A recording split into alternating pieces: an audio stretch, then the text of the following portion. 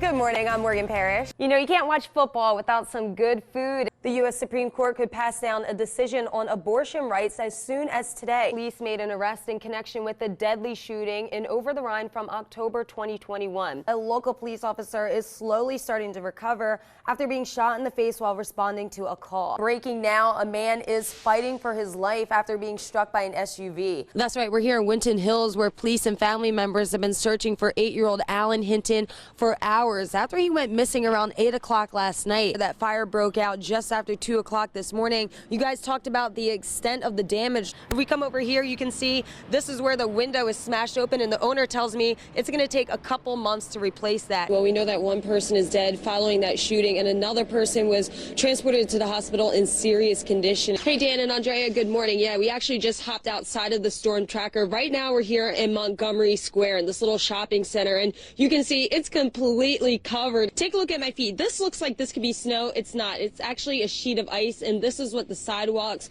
and roads are looking like out here. So a lot of ice is accumulating. Kate is about to show us some choreography. So you guys see I have my skates on. I am ready for this. I'm ready for the whole weekend, honestly. So Kate, what are we about to learn? We are standing in front of I'm Listening. This is here at the Freedom Center, and it was just put up yesterday, and it runs through the end of September. All right, thanks, Cody. Well, we are hearing from a woman who was at Fountain Square this weekend when a gunshot sent thousands running for safety. It's pretty scary stuff. And I'm Morgan Parrish. I'm still thinking about that turkey. That's a nightmare. That turkey would, I'd be like, well, guess you're moving in. I'm just going to shut the door and leave you alone. I'd be like, guess who's cooking dinner tonight? Oh.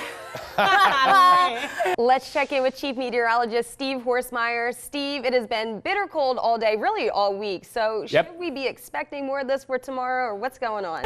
Are doorbusters a thing of the past? What experts and shoppers are saying still ahead.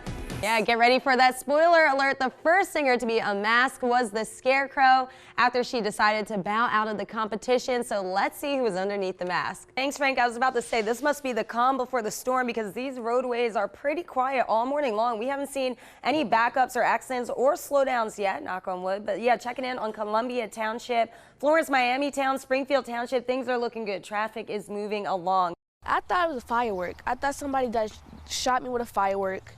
And then I saw my hand and it was all bloody, and I looked over and I said, I got shot. Then I feel in my arm and I feel a bullet. A 4th of July that took a turn for the worst. All I did was go see Fast and Furious and go get snow cones before I go home because it's hot.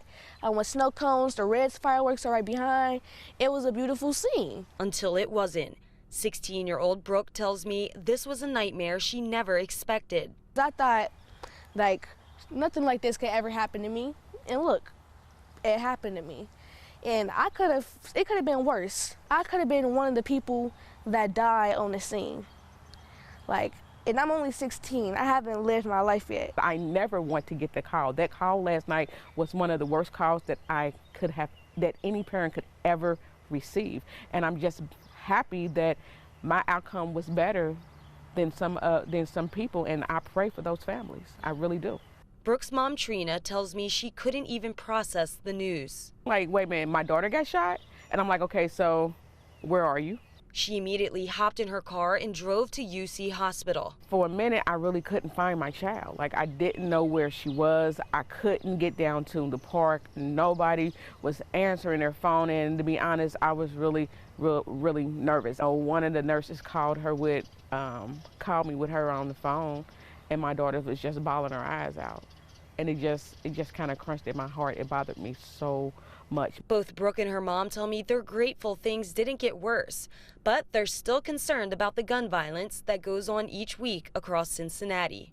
I want to be fine and make a full recovery, but I can never forget the day I got shot, and I'm not going to want to go nowhere near the levee, the banks, anything like that, because I'm going to have a fear of it happening again. Pretty much in the blood. I just had to find my way around to it.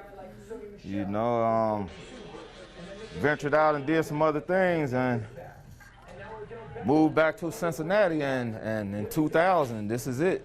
You know, came back, and it made my father proud that I came back to do the business, you know. It's just in the blood. It turned out to be the best move I ever made. The beginning dates back to the Korean War. My brother, Monroe Bond, he was a barber in the wall. That's back in 1950, around about 52 and 53. As soon as he get out the wall, then you open up Barnes Barbershop over in Everstone, Whipping Avenue. And it has been nothing but success ever since. It's 5 brothers moved up. Well, 15 migrated up here from Alabama. 10 boys, 5 girls. 5 of the gentlemen went into cutting hair. My uncle and 4 of his brothers. And my dad and 4 of his brothers, rather. Just made all the sense in the world to follow the footsteps. Generations of families stepping through these doors for years. Well, I'm 70. My father brought me here, first brought me to Mr. Tommy when I was 4. So therein is the man. I mean, we went through 3rd and 4th generation, you know. I mean, we're coming for years. I mean, some of the customs we got, I cut their grandparents, great-grandparents' hair. And they're still coming. Not only is it a place filled with laughter, I'm not gonna go that route, but they real good men, you know, and it make the shop just run like clockwork. but has helped make a difference in the community. Something happened in 2020 that was a shock to all of us, but it was a blessing. My dad passed away. Mayor Cranley came in here and they did a dedication to him. And they proclaimed February the 22nd, Ed Barnes Jr. Day. To experience that and feel that love coming from the community, it speaks volumes. They say, you know, a dollar should turn over in a neighborhood at least 7 times before it leaves it. And establishments like this help to do that. You know, they not only have sponsored other activities and that. Before I retired, I was the service area coordinator for the recreation department right across the street. And anytime I needed something or a little extra something for the kids over there, I know I could come over to Barnes and put my hat out. Before I leave, my hat was pretty well filled.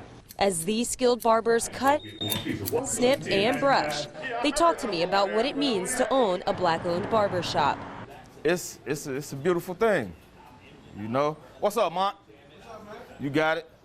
It's it means a lot, but it's just we've been in this community so long, just used to it, you know. Get a lot of support from the people, you know. It's just I don't know no other way, you know what I mean? It's real good. Oh, it came from pretty long ways, you know. It went through a lot of years.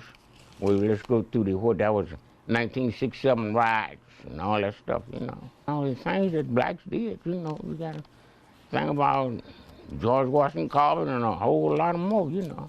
So, yeah, Black history means a lot to me. And it means a lot more to the faithful clients who come in week after week to get their cut. Oh, I come in here at times when I don't really need a haircut, just to come in here for the camaraderie. How do you feel when you're sitting in that barber chair? How do I feel? Hey, I'm on top of the world when I sit in here, because I know when I leave, I'll not only be a little better off, I'll be handsome again. Reporting in Evanston, I'm Morgan Parrish, Fox 19 Now.